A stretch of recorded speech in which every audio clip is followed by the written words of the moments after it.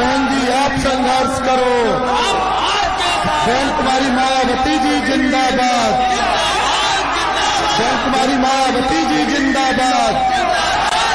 बहन कुमारी मायावती जी जिंदाबाद। बहन कुमारी मायावती जी जिंदाबाद। बहन कुमारी मायावती जी जिंदाबाद। बहन जी आप संघर्ष करो। बहन जी आप संघर्ष करो। बहन कुमारी मायावती जी जिंदाबाद। बहन कुमारी मायावती जी जिंदाबाद। बहन कुमारी मायावती जी जिंदाबाद। बहन कुमारी मायावती जी जिंदाबाद। सर्वजन समाज के सम्मान में, सर्वजन समाज के सम्मान में बहन कुमारी मायावती जी जिंदाबाद। साथियों, आपके बीच में बहुजन समाज पार्टी की राष्ट्रीय अध्यक्ष परम सम्माननीय बहन कुमारी मायावती जी हमारे आपके बीच में आ चुकी हैं। मैं चाहूंगा आप सभी लोग माननीय बहन जी का तालियां बजाकर स्वागत करने का कष्ट करें। अब मैं चाहूंगा हमारे बहुजन समाज पार्टी के कानपुर मंडल के सभी मुख्य सेक्टर प्रभारी, आप सभी लोग कानपुर मंडल की ओर से आप लोग माननीय बहन कुमारी मायावती जी को चुनाव पार्टी का चुनाव चिन्ह हाथी भेंट कर माननीय बहन कुमारी मायावती जी का सम्मान करने का कष्ट करें।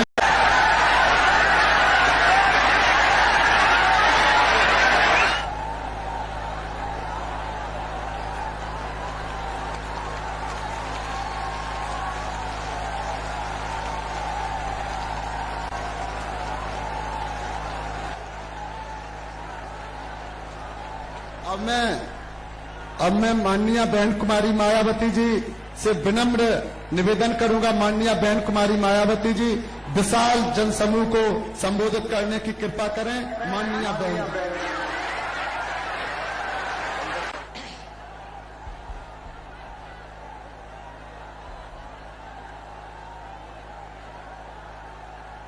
चुनावी जनसभा में इकट्ठा हुए बीएसपी के सभी छोटे बड़े पदाधिकारियों एवं कार्यकर्तागण, आज आप लोग उत्तर प्रदेश में विधानसभा के लिए हो रहे आम चुनाव में कोरोना नियमों का पालन करते हुए अपनी पार्टी के कानपुर मंडल के उम्मीदवारों के समर्थन में मुझे सुनने के लिए यहाँ भारी संख्या में, यहाँ लाखों लाखों की संख्या में इकट्ठा हुए हैं, तो उसके लिए मैं आप सभी लोगों का हार्दिक दिल से आभार प्रकट करती हूँ।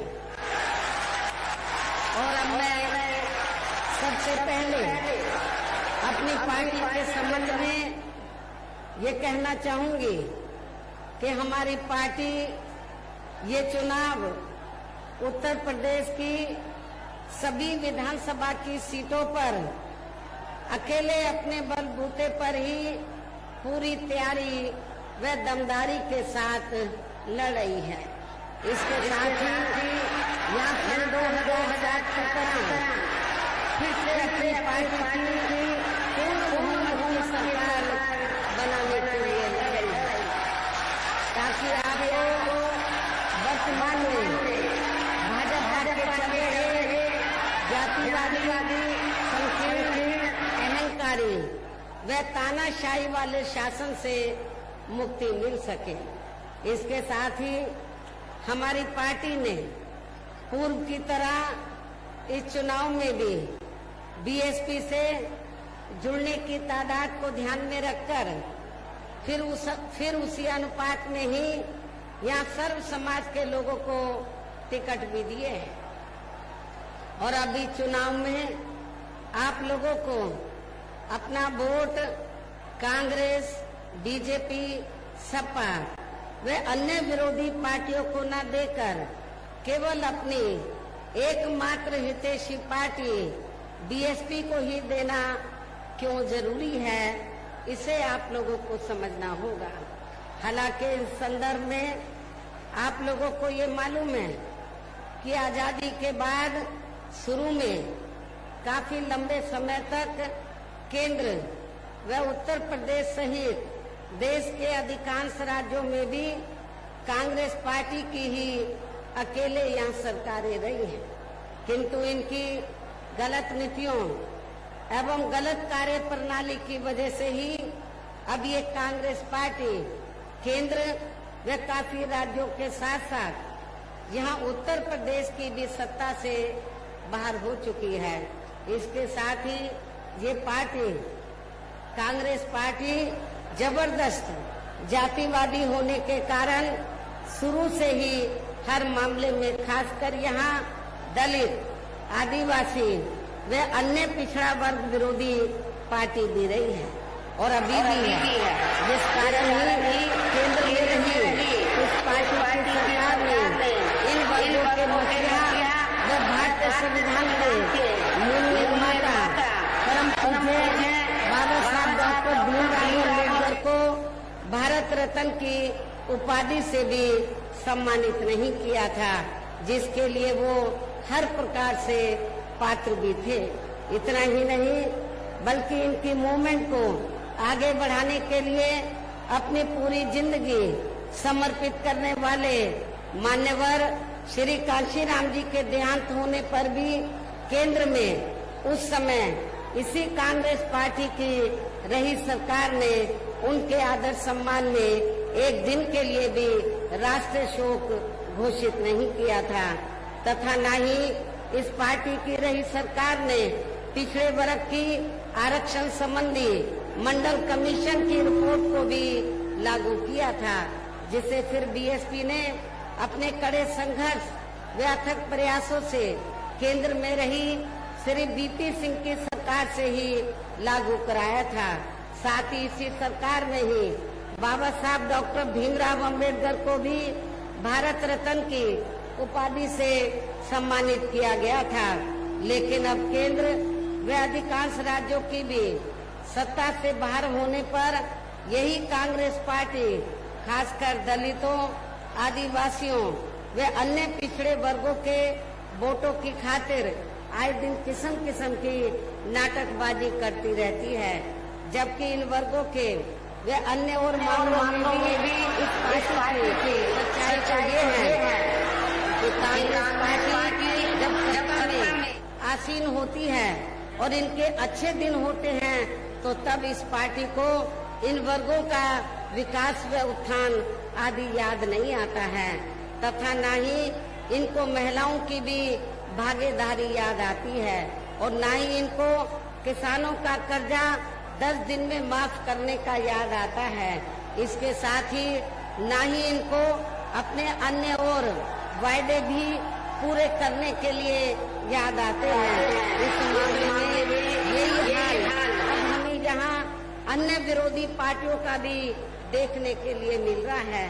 इतना ही नहीं बल्कि इस पार्टी के बाद खासकर यहाँ सपा व बीजेपी आदि की बनी सरकार में भी यूपी की जनता अधिकांश मामलों में काफी ज्यादा दुखी रही है। सपा की सरकार में तो ज्यादातर यहाँ गुंडों, बदमाशों, माफियाओं, अराजक तत्वों व सरेआम लूट खसोट करने एवं दंगे फसाद आदि कराने वालों का ही राज रहा है, जिसकी खास वजह से ही इस सरकार में हमेशा यहाँ तनाव की स्थिति बनी रही है। प्रदेश में विकास के कार्य भी ज्यादातर यहाँ एक विशेष क्षेत्र व एक विशेष समुदाय के लोगों तक ही सीमित होकर रह गए हैं। खासकर दलितों व अति पिछड़े वर्गों तथा इनके संतों, गुरुओं व महापुरुषों आदि के साथ तो हर स्तर पर अधिकांश समय इनका सोतेला रवैया ही देखने के लिए मिला है, जिसके अनेकों उदाहरण हैं। उनमें से कुछ का उल्लेख करना यहाँ मैं आपकी जानकारी के लिए जरूरी समझती हूँ, जो इस प्रकार से हैं। श्री अखिलेश यादव की सपा सरकार में प्रदेश में SC/ST का सरकारी ठेकों में आरक्षण खत्म कर दिया गया था, जिसकी व्यवस्था पहली बार बीएसपी की सरकार में ही की गई थी। संसद में सपा ने एससी व एसटी का पदोन्नति में आरक्षण का बिल फाड़ दिया तथा फिर उसे पास भी नहीं होने दिया। एससी एसटी के छात्रों का विदेश जाकर पढ़ाई करने की योजना खत्म कर दी। पंचशील नगर का नाम बदलकर हापुड़ कर दिया। संत रविदास नगर का भी नाम बदलकर इन्होंने भदोई कर दिया। भीम नगर का नाम बदलकर संभल कर दिया तथा ऐसे कई और जिलों के भी नाम सपा सरकार ने अपनी जातिवादी मानसिकता के तहत चलकर बदल दिए। छत्रपति शाहू जी महाराज मेडिकल कॉलेज का नाम बदलकर किंग जॉर्ज मेडिकल कॉलेज कर दिया। मान्यवर श्री कांशीराम जी कृषि विश्वविद्यालय बादा का नाम बदल दिया गया। मान्य कोर्ट के निर्णय के आड़ में अनुसूचित जाति व जनजाति के कर्मचारियों का गलत तरीके से डिमोशन कर दिया गया। अनुसूचित जाति व जनजाति के छात्रों का शून्य शुल्क पर प्रवेश समाप्त कर दिया।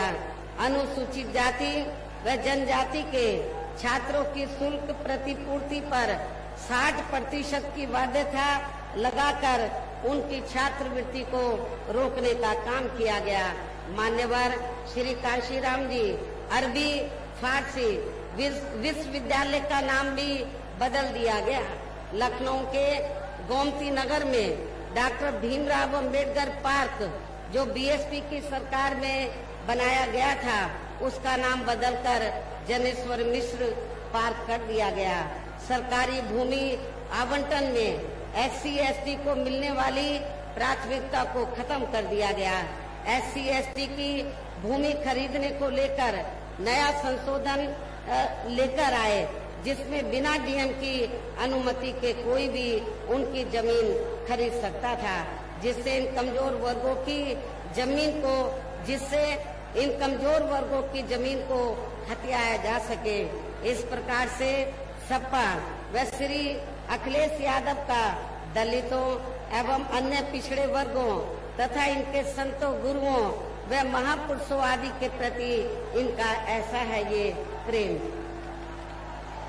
जिन्हें मद्देनजर रखते हुए अब इन वर्गों को इस चुनाव में ऐसी समाजवादी पार्टी को किसी भी कीमत पर सत्ता में नहीं आने देना है।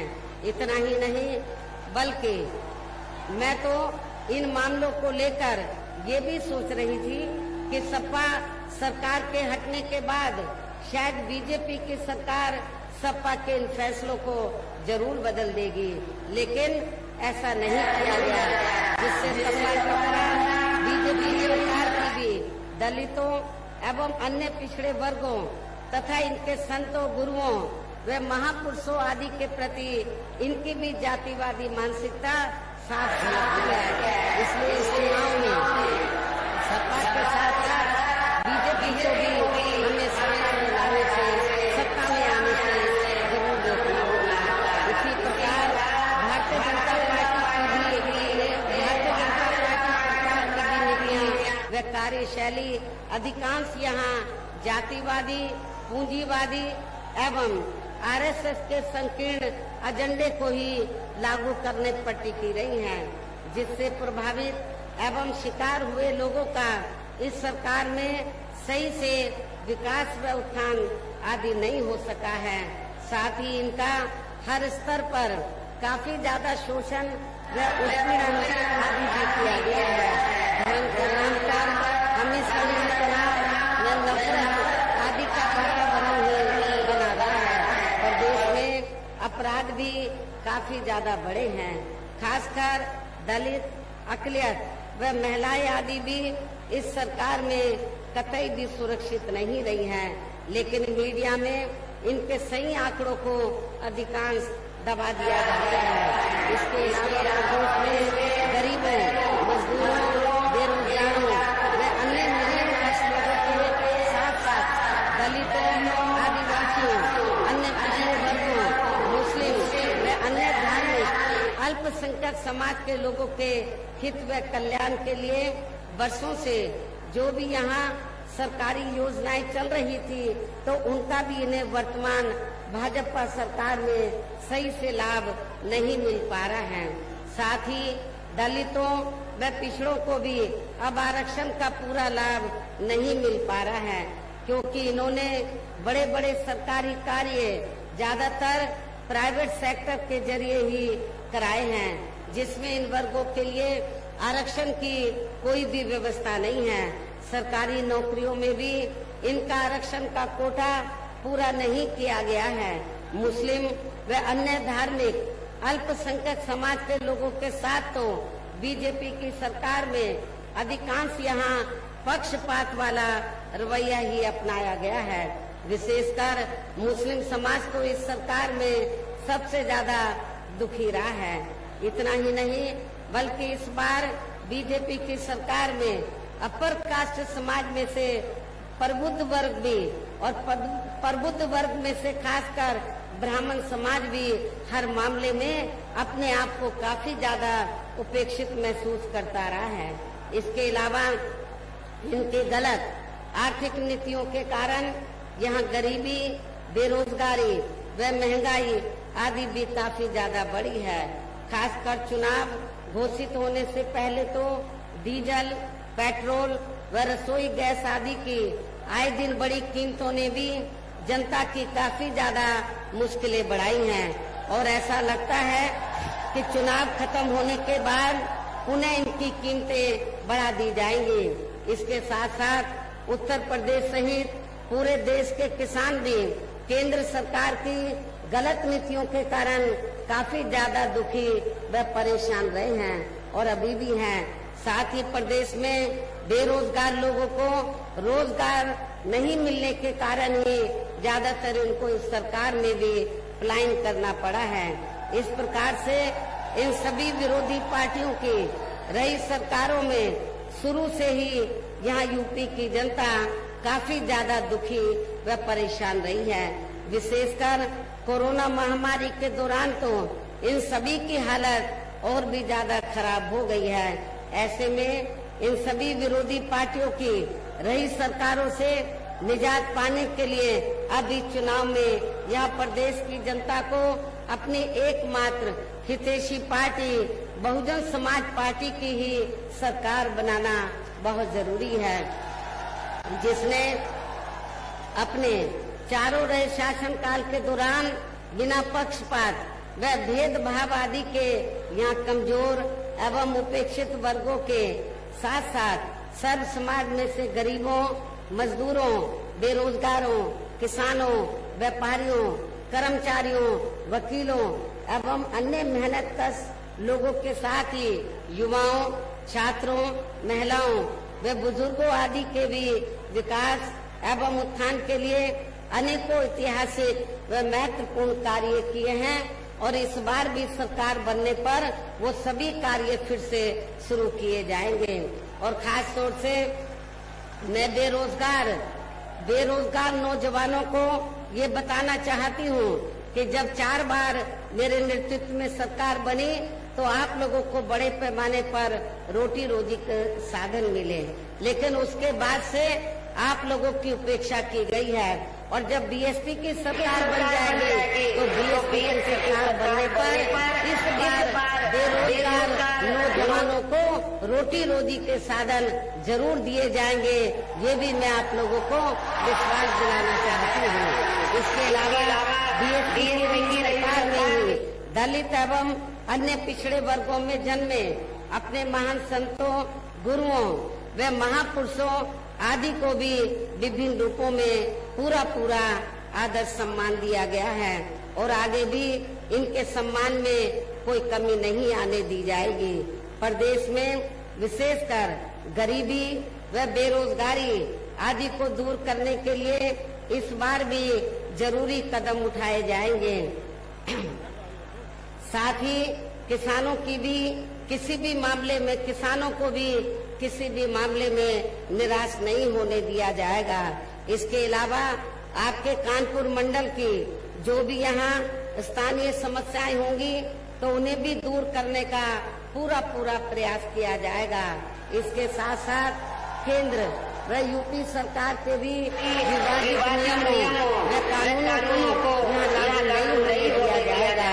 इसके साथ ही बीएसपी की सरकार बनने पर यहाँ बीजेपी व सपा आदि के शासनकाल की तरह कानून व्यवस्था को किसी भी कीमत पर खराब व लचर नहीं होने दिया जाएगा। मेरी सरकार में उन्नाव की तरह हमारे दलित वर्ग की बहन बेटियों को तो 2-2 महीने उनकी हत्या करके गड्ढों में नहीं गाड़ने दिया जाएगा। जैसे उन्नाव में आप लोगों को ये घटना देखने के लिए मिली है, तथा हर स्तर पर यहाँ कानून द्वारा कानून का राज ही कायम किया जाएगा। जाति व धर्म के आधार पर यहाँ लोगों का किसी भी प्रकार से शोषण व उत्पीड़न आदि नहीं होने दिया जाएगा, जैसा कि वर्तमान भाजपा सरकार में हो रहा है। खासकर कानून व्यवस्था को बेहतरीन बनाने के लिए विशेष अभियान के तहत व दलगत राजनीति से ऊपर उठकर यहाँ गुंडों, बदमाशों, माफियाओं व अन्य आपराधिक एवं अराजक तत्वों को भी जेल की सलाखों के अंदर भेजा जाएगा, जहां मेरी सरकार में इनकी जेल के बाहर नहीं बल्कि जेल के अंदर ही सही जगह होती है। इतना ही नहीं बल्कि वर्तमान भाजपा सरकार ने जाति, धर्म व राजनीतिक द्वेष की भावना के तहत जिन लोगों को खासकर धरना प्रदर्शन आदि के नाम पर जबरदस्ती गलत धाराओं में फंसा के उन पर अनेकों केस चलाए हुए हैं, तो उन मामलों की भी सही से जांच करा के उनके केस भी खत्म कर दिए जाएंगे। अर्थात वर्तमान भाजपा सरकार में प्रदेश की जेलें जो अधिकांश ऐसे लोगों से भर गया है, केवल यहाँ आपराधिक तत्वों को ही जेल की सलाखों के अंदर रखा जाएगा। इसके अलावा प्रदेश में खासकर शिक्षा के क्षेत्र में अन्य और विभागों के भी कर्मचारी जो आए दिन अपनी मांगों को लेकर धरना प्रदर्शन एवं हड़ताल आदि करते रहते हैं, तो उन सभी मामलों को निपटाने के लिए एक आयोग का गठन किया जाएगा और उनकी सही मांगों को मान लिया जाएगा, जिसमें कर्मचारियों की पुरानी पेंशन का मामला भी शामिल है, क्योंकि हमारी पार्टी नई पेंशन व्यवस्था से कतई भी सहमत नहीं है। इसलिए बीएसपी की सरकार बनने पर फिर पुरानी पेंशन व्यवस्था को ही लागू किया जाएगा। इसके साथ साथ मैंने पार्टी के विभिन्न कार्यक्रमों के दौरान सर्वजन हिताय व सर्वजन सुखाय को लेकर जो भी कार्य करने के लिए कहा है, तो उन पर भी जरूर अमल किया जाएगा। लेकिन ये सभी कार्य करने के लिए इस चुनाव में यहाँ बीएसपी को सत्ता में लाना बहुत जरूरी है, जिसके लिए अपनी पार्टी के लोगों को वोट पड़ने तक यहाँ सभी विरोधी पार्टियों के साम दाम दंड भेद आदि हथकंडों से भी जरूर सावधान रहना है।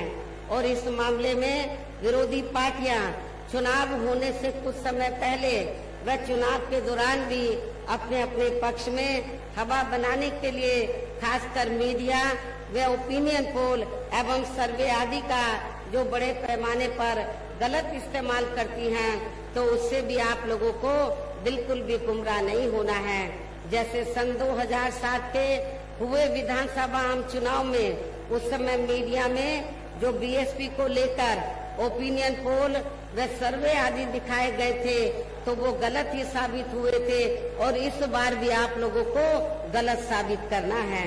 इसके साथ ही पूर्व की तरह इस चुनाव में भी विरोधी पार्टियों ने विभिन्न रूपों में जो अपने हवाई व प्रलोभन भरे चुनावी घोषणा पत्र आदि जारी किए हैं, जिन्हें सत्ता में आने के बाद ये पार्टियां अधिकांश अमल में नहीं लाती हैं, तो उनके बहकावे में भी आपको कतई नहीं आना है, जिन पर से अब जनता का काफी हद तक विश्वास ही उतर गया है। इसलिए इस मामले में बीएसपी किसी भी चुनाव में विरोधी पार्टियों की तरह अपना कोई भी चुनावी घोषणा पत्र आदि जारी नहीं करती है। वैसे भी बीएसपी कहने में बहुत कम बल्कि कार्य करके दिखाने में ही ज्यादा विश्वास रखती है।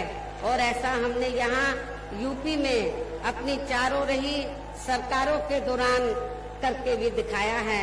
इसके साथ ही यहाँ मैं आप लोगों को ये भी कहना चाहती हूँ कि हमारी पार्टी की चारों रही सरकारों ने प्रदेश में बिगड़ी हुई कानून व्यवस्था को सुधारने के साथ साथ प्रदेश के विकास व आम जनहित के लिए जो असंख्य अति महत्वपूर्ण कार्य किए हैं वो अभी तक यहाँ किसी भी विरोधी पार्टी की रही सरकार ने नहीं किए हैं, बल्कि ज्यादातर उन्हीं कार्यों के नाम व स्वरूप आदि बदलकर अब विरोधी पार्टियों की सरकारें उन्हीं को ही भुनाने में लगी हैं।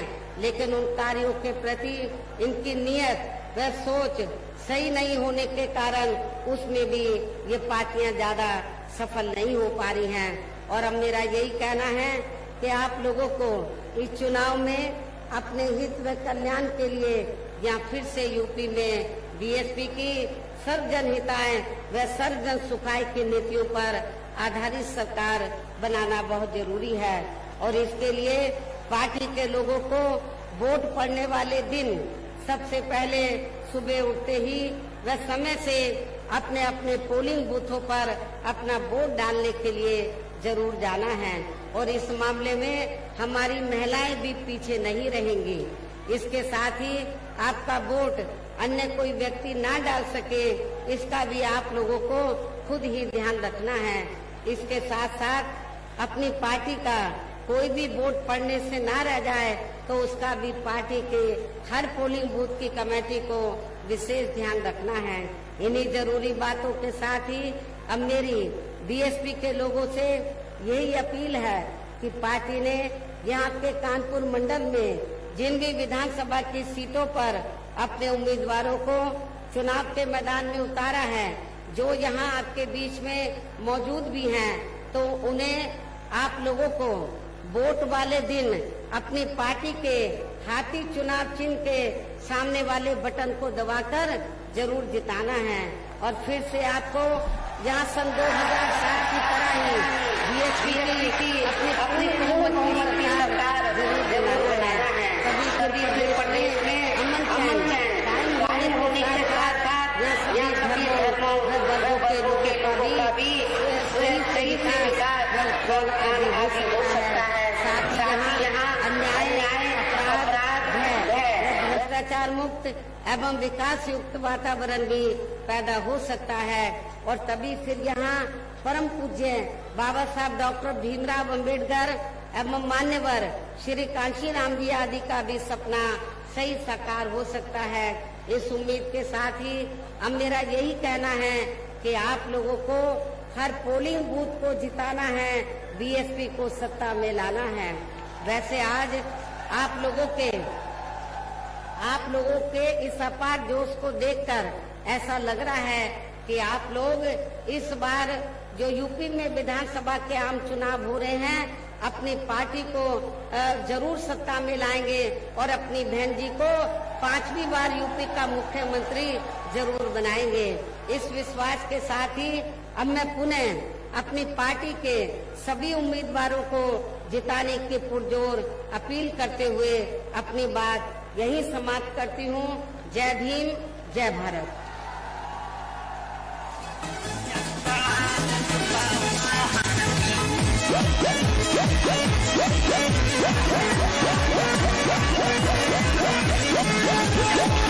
Yeah.